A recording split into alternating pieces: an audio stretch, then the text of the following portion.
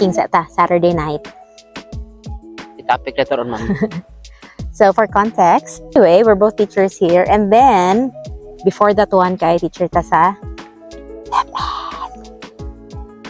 So nahuna lang ako ba kay while nag-paperwork ta karon kaya namdam ko kanang our time in DEPED. So again, for background or context, nakapila ka ka years? 10 years, and then ako pod 10 na. So that was like enough time to say we had experience in DEPED. So dinhi, it's just 1 year and 2 years. 1 year ko na ko as domestic helper. Because when we came here, I did not work right away. Wow, sana all. Bitaw, ganang, that was one of my best 6 months. Back to topic. So both of us are teachers now, and then kanang makaingon baka nga our work now is much lighter than we had before. So hubby is elementary math teacher, and then ako senior high English. So balik daw, can you say that your work now here is much lighter than what you had in DEPED? Kung naka-adjust na, Yeah. lighter na. Yeah. Maybe same for me also. For a few months nag-adjust pa sad ko, no. Pero unsa may atong challenge dinhi. I mean, in fairness kay daghan sad ko gimingawan nga atong gipangbuhat sa unas. Atong gipangbuhat sa unas DEPED. Sige bang kung ano lang ta mag-reminisce ta karon mag-reminisce. Ming. Sabot kag Bisaya, Ming? Ming. Spell reminisce ka na. Pwedeng recall na lang.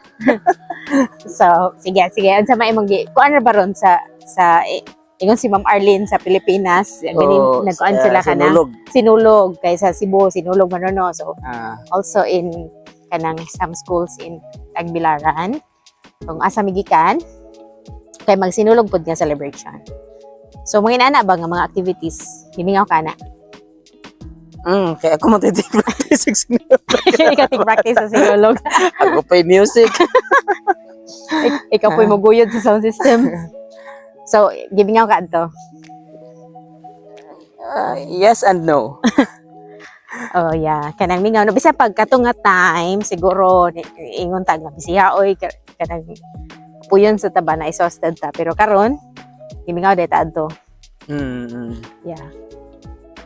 So sa amo pong school kay when we have activities, I can't help comparing ba nga kanang although ma-involve gyapon ta sa mga committee na nakaron kay pero maka-compare ta nga, would you agree nga mas nindot mo dag program ta sa una sa DEPED? Of course. Nga puro sa program mo na lesson. Puro na program may lesson. Ang principal karon di mo sagot. So now kamo kay marag academic kayo. Very academic. And then sa toy line sa inyong principal about kanang to kanang sa pag-describe ito sa activities nga ilion ra. High value activities ra, dili pwede nga magsinulog ma-disrupt ang klase no nga mag-practice whatever. Yeah, sa ako pong school is kanang mahuman naman ni 2:45, that would be our last period. So I have learned amo at 2:20. Wow, yeah. And mo clock in tanong 7, but the students magsugod 7:45 onwards until around 2 or pinakadugay na ng 3, correct? And then we clock out at 4. Yeah. So balik ta atong akong ingon ba nga naka-try naman pug committee chair karon unya. Naka-realize ko ba nga wala and I mean nakabantay ko nga wala gyud ka na mga practices outside of the school time or beyond school hours, walay manhag Sabado or whatever. That is for me. How about in your school? Kung na-need nga practice. Practice? Di ko may practice yung Sabado. Or in after school? After school. Okay. So, di man daghan? Yeah, very minimal. Nang dili mo sugot yung principal no nga like kanang nay activities nga mo require og daghang practice. But kung inana po in the end unsa may kanang level sa performance, di po ta ka-expect og bongga, di ba? No. Yeah, so in my school pod kanang wala kanang simple di good ka kuan nga kanang grabe kay mga costumes or whatever kung unsa ra ma-come up sa students or unsay within budget mao'y buhaton. So in fairness giving out ta adtong kabonggahan sa una bisan pag wala tay budget or whatever kay naa man ma. Yes. I remember we had intrams years back sa senior high bago pa tong senior high niya kanang intrams niya wala biya na budget no minimal ra. But still, in fairness, Game of Thrones themed ning teams niya. Kanang nagama ra gihapon and then you know, kung when you're from DEPED, you know, unsaon na to pag make miracles pa sa walay budget ng activities, right? Sige, that's number 1 kanang giving out sa mga activities. Okay. Sila ini mong gimingawan. Gimingaw ba ta sa chikanan? Gimingaw ko sa kaon-kaon. Oh, yeah. Kanang kaon-kaon, no? Kanang... Amista. Sige. So, kaon-kaon nga different categories. Kay number 1. Shout out to Sir Pablo.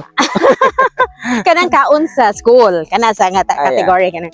Kanang na mga like small celebrations, na mag-birthday nga kauban. Diba? Na kauban nga teacher. Or na student nga mag-birthday. Yan ay parent mo na magdag-food. No, pwede pa na ron sa inyong school kung na-student ng birthday? Is it allowed? Discouraged. But, akong nabantayan. Pwede sa gawas. Oh yeah, invitation outside. Like, kanang nadayo GC ang parents. Unyag ikaw. Ansa? Atin kag birthday. Yeah, kaya remember kang Darren. Darren is now in grade 4 and when she was in grade 3, Darren is our daughter. So, it was our first year here and then she got invited to a classmate's birthday. And yeah, at that time I was Indian. Indian ang nationality. So at that time I was not yet working. So nag-work na ba ko adto? Basta kay birthday to siyang classmate niya. We were curious unsa kapoy ilang birthday dire no. So I went with Darren only to realize nga dili man day uso nga mauban ng mama no. So when I went to the birthday, ako ra ang mama. I sat at the side and then the children just played on their own. So awkward kaayo. Ay pagkaon. Oh, and then ang pagkaon ko good ka nang gibutang mga cups niya kanang finger food ra for the kids. Just enough for the kids niya. Of course, I was invited nga, again, have a drink and a milk tea or whatever to. So, mao ni birthday ninyo. Gagaingani ra. Unya kita no. Kadang sus ga pobre-pobre sa amuan adyo may cake, may pansit, may lechon, na lumpia. Mga dato man kani mga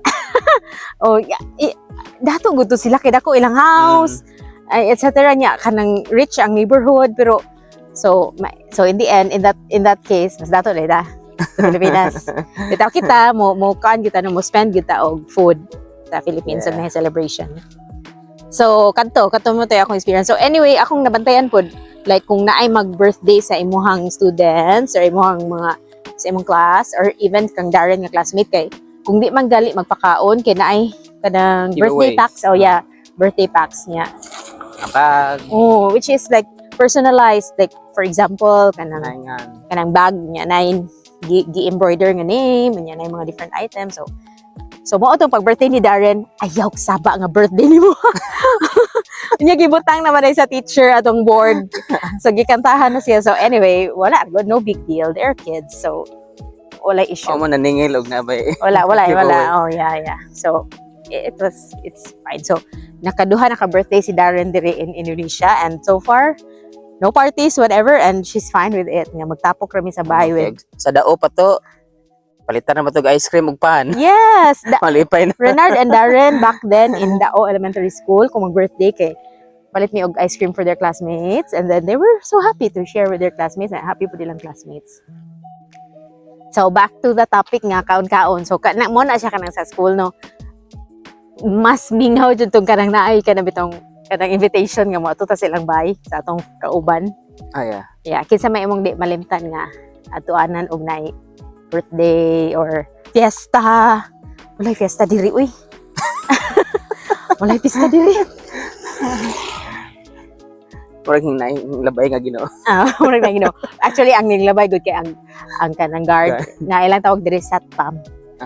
Unya kanang very kuan man sila very polite yun na sila kay nga wow so dili gid gi-assume nga kawatan ka or whatever bisan pag labay ka ng guard kuan sila apologetic and very So very grateful. Kay mo great man. So anyway, balik ta tong kaon-kaon. So gimingaw ko atong like fiesta sa daon, yung mga tuta ilahang ma'am. Daghan mo, Ma'am Ninang, Gemma. yeah. Ninang ni Darren. Ma'am Adel. Yeah, Ma'am Adel. Nagpista. Yeah. Yeah, kanang ma-birthday. Ma'am Artib, sa kinsa. Oh.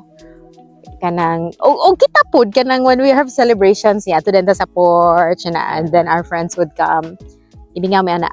Although karon we still have gatherings, but of course fewer people kay mga Pinoy ra man kita po atong invite sa atong bahay niya. Small space ra man po atong house, wala bi tay porch unlike our house in Binaydan, right? Yeah, so that's the second thing. So itong first gimingaw ta sa like programs sa una sa DepEd. Second is kanang mga pakals kaon-kaon no. Yeah. But here bisan pag wala tay daghang iya nga kaon kay pakaingon ba ka nga nanambok ta? Yeah, you see for yourself. Ulala. Ulala. Mo nang walking me. Bitaw kay ang nature sa atong work kay maglingkod ra kita mag-check and everything. Yeah. Ang nature sa itong work ay sedimentary. Sedimentary. Yeah, but talking about like work, makaingon ka nga kanang mas gamay ang atong paperwork here. Paperwork.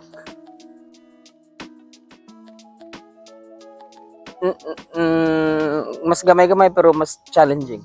Oh, okay, that's Yeah. interesting. Yeah, mas tinuod nga paperless. Yeah, so makaingon siguro tag gamay because we have fewer students, correct? Mhm. So you're handling 3 classes with how many students? 25, 26. Yeah, so times 3, so around nga mga 75 yeah. students in all. And then kanang as an advisor, you have like paperwork you have to do. Okay raman, anad bitang paperwork. Yeah, but you are not doing kanang mga advisory forms, Wala. not anymore. And then since you're handling grade 3 in your school, ang grade 3 advisor na ay Ay, assistant teacher. na assistant teacher. So at least naay mo balanse sa imuhang work. Sa manong na may gaduktok. Nagsinulog. Chinese New Year. Naman guy duktok sa unahan abi na mo ga sinulog. It's the Chinese New Year is coming like next week, right?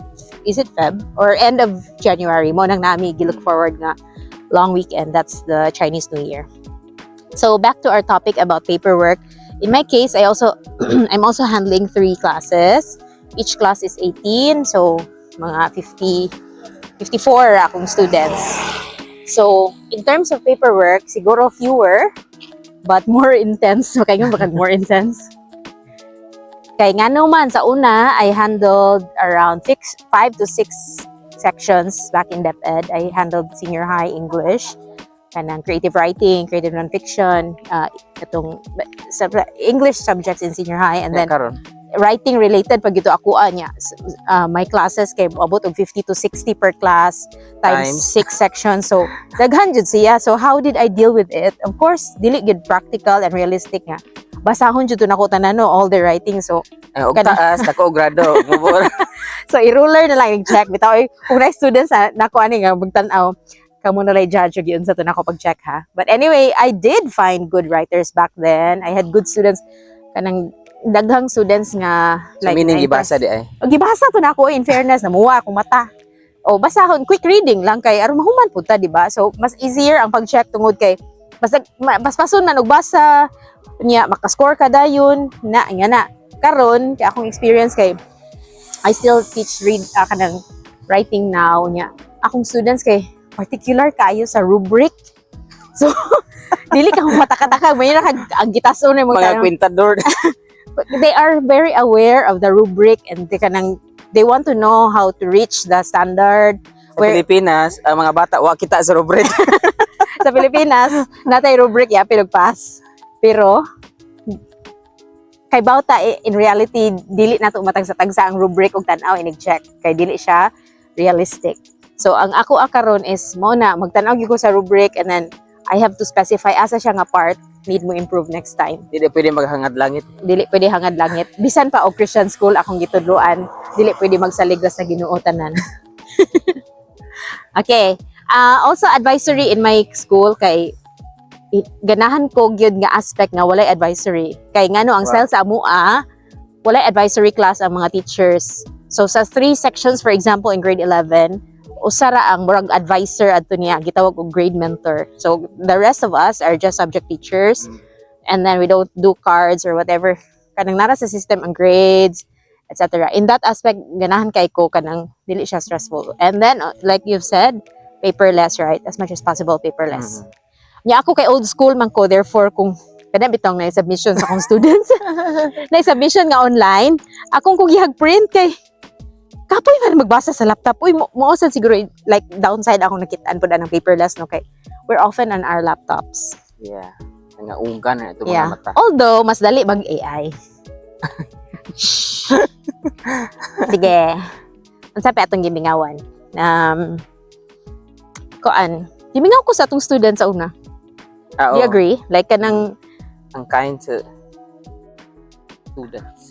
okay ka nang, I don't know, although di natin ma-compare nga public o private school. Kay, right now, of course, private school atong giteach dili kay international school man, di ba? Ang mga student dire, ang kasagaran mga students ako, mga Chinese Indonesians, mga bright ug math, ug English ug tayo, pero walay talent. Uy. So maybe ko lang siguro what na harness. Yeah. Or that's what I noticed too. Kanang not to judge nga was like talent. Maybe wala lang takakita in the room kay wala sila like opportunity. Correct? Like in fairness. Mauwaw mo show sa talent. Yeah, it could be. Yes. Kay isang di kayo kamao. Ini programa. Sir, ako. Sayo ko, sir. Naabit ako yung student sa una nga sige absent o nya kanang performance task mo sa PE. Perfect attendance siya pa leader siya pa nagbalintong-balintong.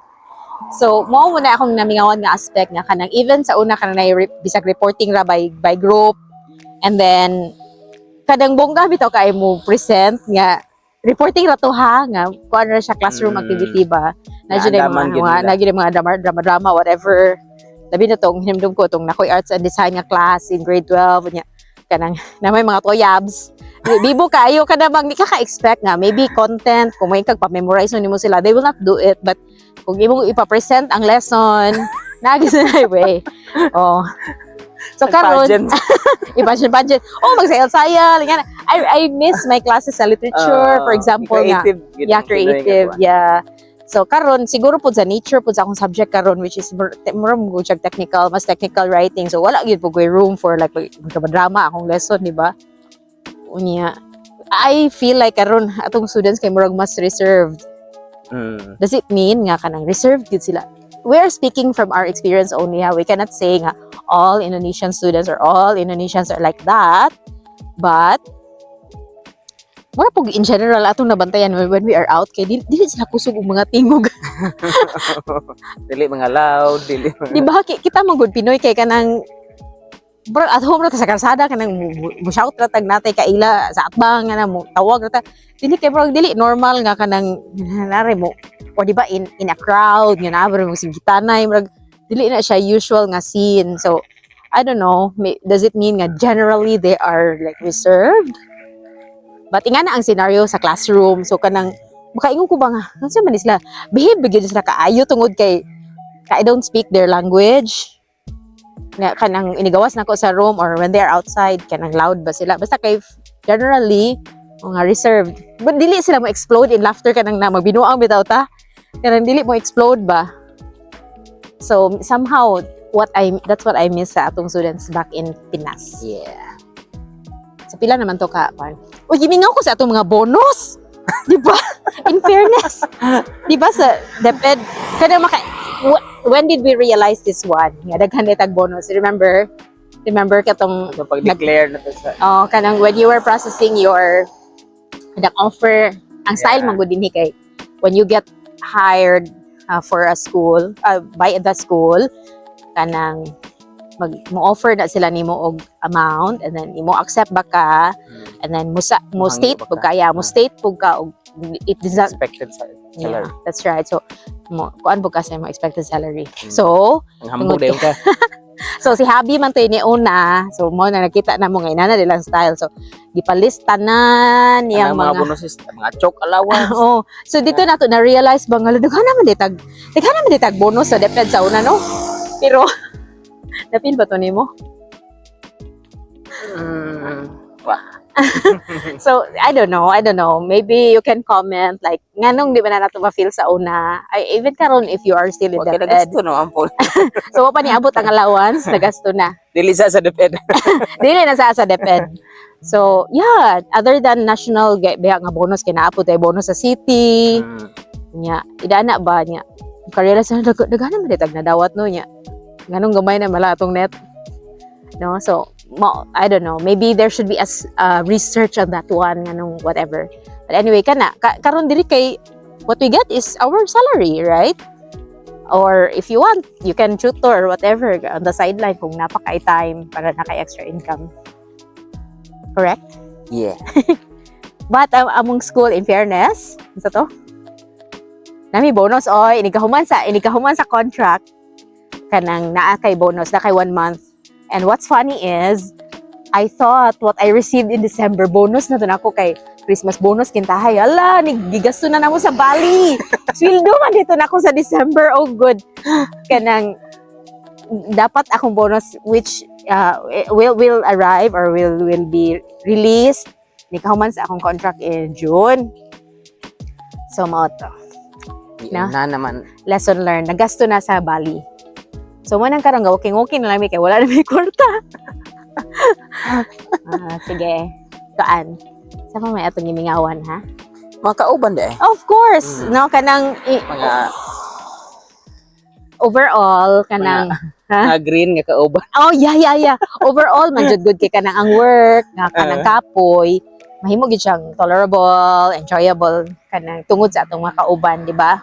Unya sa to, ang imong gimingawan, ang green jokes. Ang mga bastos mga green. Kaya ready pwede kay mga M. Dinhi murag mas conservative or what if kanang like di nila magyat sa imong joke kana bitaw. Mo sa na ako na feel man because at least for you, daghan mong Pinoy no in your school. Almost all math teachers kay Pinoy. That's why kamo po'y kinabanhaan. Ug wa pay Pinoy, wa kinahiluman. So, anya ang uban ninyo nga nationality kay i-hire pod sila table no. Yeah. Nya kanang kung kinsa mga Pinoy mo po'y magtapok-tapok nya mga banha. Kamo ra po'y mga tawa sa inyong mga green jokes.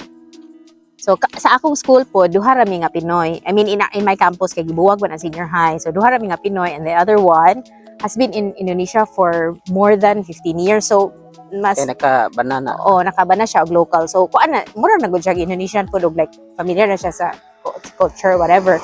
So, technically, murag ako ra jud ang murag foreign. So, dili pud kay ko at home nga, like, pataka kong joke kay basig di nila magets. Offensive. Yeah, Christian school pag yun. So, dahil jokes nga, funny na to or basig offensive food para nila, di ba? Pero wag uta kay ba basig na po na sa ilang joke nga version dili nga dilang takasabot no. Ma'am. Yeah. So gimingaw ta sa tong mga kauban. Like kinsa man imong ipang shout out.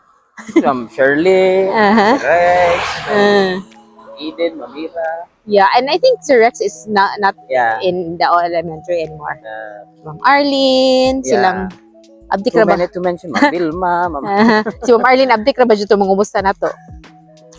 So for me, ako of course gimingan ko sa akong mga friends pod and there are too many to mention. Di na lang ko mo mention kay basig na ako malimtan ba kanang ako na lang yan silang i-PM og tagsa-tagsa. But you know who you are. So kanang gikan ko sa Putong or Bohol High in Tagbilaran. So akong mga friends from junior high, senior high, I truly miss them. Even my friends from Holy Spirit before, kanang we still keep in contact unya. Mo jud na among i-look forward kung manguli mi sa Pilipinas. To be with them again. So, inana kato sa una kanang going out like on random Saturdays or inana. Diba? But does it mean nga watay friends diri na? Watay friends diri no? O man kay comment, wala kay friend diri. So, atong friend diri sila Ma'am Carlin, di ba? Ma'am Carlin and her family are here and they're from Karkar. So, at least Bisaya, dili ta magkabuang og kanang tinagalog ba? Yeah. For me, akong friend, na po ko'y mga friends nga, taga dinhi in my school. Siya mo, lagi po kay mag-English, manguta kalingaw. Lami, uto tong friends sa Pilipinas, kay labi nagmanglibak ta, lami, di kay binisaya, di ba? Pagkapaka, dito, pero dinhi kay kung natay i-confine nga secret or mag-English. Sige na, nag-English. Mag-nosebleed pa. Kasi tag in English eh. Usahay kay di na lang ta mo comment kay mangita tag usa. Sa ni in English ni inani ha. Oh, yan na. English is real. So anyway, a few more minutes sa atong kakao. Where our goal is mag-stroll ta og 30 minutes every evening, right? Pero mo lagi pod ang atong kanon during the day. Malose ba pod ka nato sa 30 minutes? So, kanang to wrap up our sharing about sa among giving on sa DEPED. If you had a chance, gusto pa ka mabalik. Mabalik ka sa DEPED. Secret. Bitaw. Di ba kanang OFW nga teacher? I heard and it's true, right? Nga kanang kumubalik ka sa Pilipinas kay kanang pwede ta mo priority kuno ang kanang gikan sa OFW niya, mubalik sa Pilipinas, pwede masud sa DEPED, correct? So, nisud gud po na sa among hunahuna, no?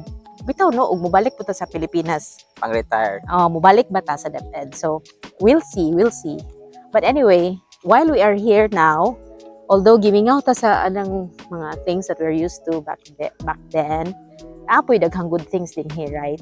I mean, if we had not come here, we had not taken the risk, imagine, kanang we had stable teaching jobs, teaching positions in DEPED. When we came here, wala biya kita kasuway pa dire, di ba? That was a huge leap of faith nga nang resign ta, and then we came here in June 2023. So we are very fortunate nga kanang it turned out to be okay. Most of the conditions are okay. I mean, I'm saying most because naasa di ay mga imperfections.